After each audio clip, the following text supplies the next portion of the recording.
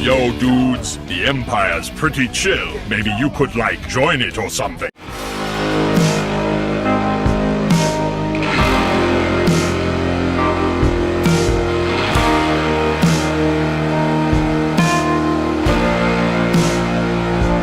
Hey everyone, Lucamus Prime here. So, it is time for the next episode of Movie That Deserves a Sequel. Now, in today's video, guys, I'm going to cover this time an example of a sci-fi movie involving virtual reality and video game characters and pop culture characters in general, which is based on the novel of the same name by Ernest Cline, and is directed by one of my favourite directors of all time, the legendary Steven Spielberg. And this film I'd love to see a sequel to, especially because there's been a book sequel to the original novel, is none other than 2018's Ready Player One. So, you guys are probably wondering, what do I think of Ready Player One? Well, I absolutely love this movie. I saw this film last year, guys, and I absolutely loved it. It was an absolute blast to watch, and it was just absolutely incredible. And definitely, in my opinion, a great film directed by Spielberg. And it was so much fun to watch, and has a great cast of characters, and the main character, Wade Watts, is my favourite role of all time of Ty Sheridan. I think he played a great performance in this, and Olivia Cooke was also great in this as Samantha as well in this, and you even get a great villain performance from Ben Mendelsohn as Nolan Sorrento as well. And also as well, Wade's sidekick H, who is played by Lena Waithe, and we even as well get a pretty cool appearance by Simon Pegg as Ogden Morrow in this, and who is also the curator in this, but it's revealed at the end that he's Ogden. And also as well, Mark Rylance, another Spielberg collaborator, as James Halliday, which is pretty cool, and lots of great actors in this, just to name a few. And I think this film is also definitely really mind-blowing, because it of course involves a virtual reality known as the Oasis, where people can escape to get out of the real world, of course, just like how a typical video game plays out, really. This film is literally what a video game fan would love to watch, most definitely. It's probably their movie, really, because what's great about this film is it has tons of cameos from lots of pop culture franchises and video games. It's just absolutely incredible, many of which you probably won't spot on the first watch, but you'll probably spot on re-watches.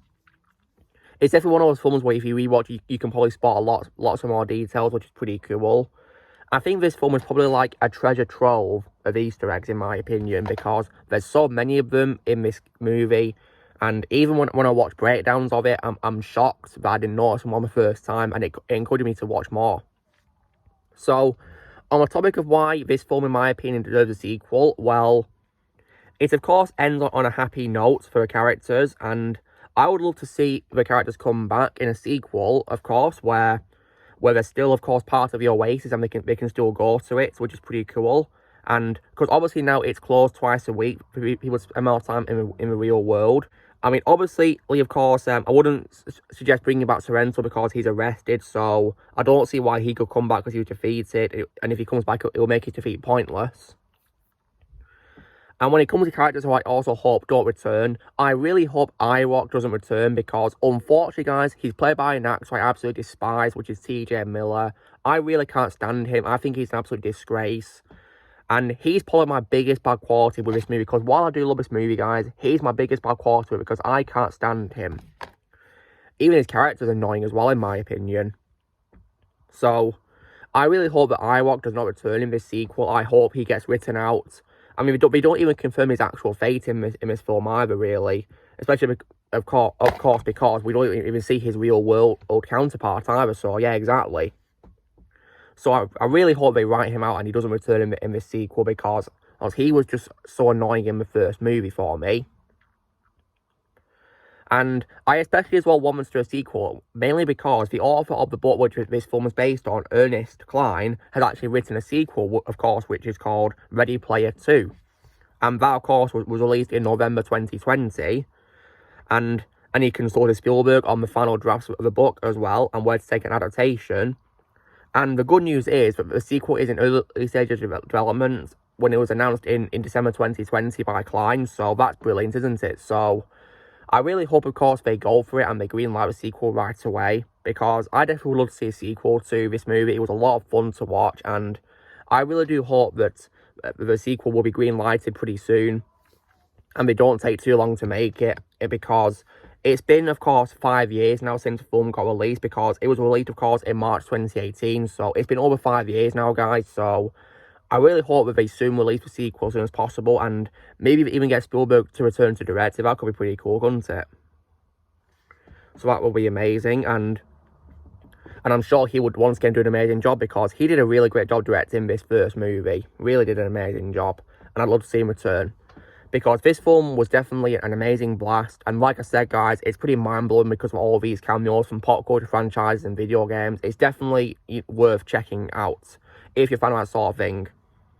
So I would definitely recommend it strongly. And I'm a gamer myself, guys, as well. I play lots of games, so this was definitely a film for me, because I love playing games and seeing all these characters from the games I've played. It really makes me really happy. So yeah, long story short, guys, in my opinion, Ready Player One from 2018, based on a book of the same name, is definitely a big example, I can say, of a film that does deserve a sequel.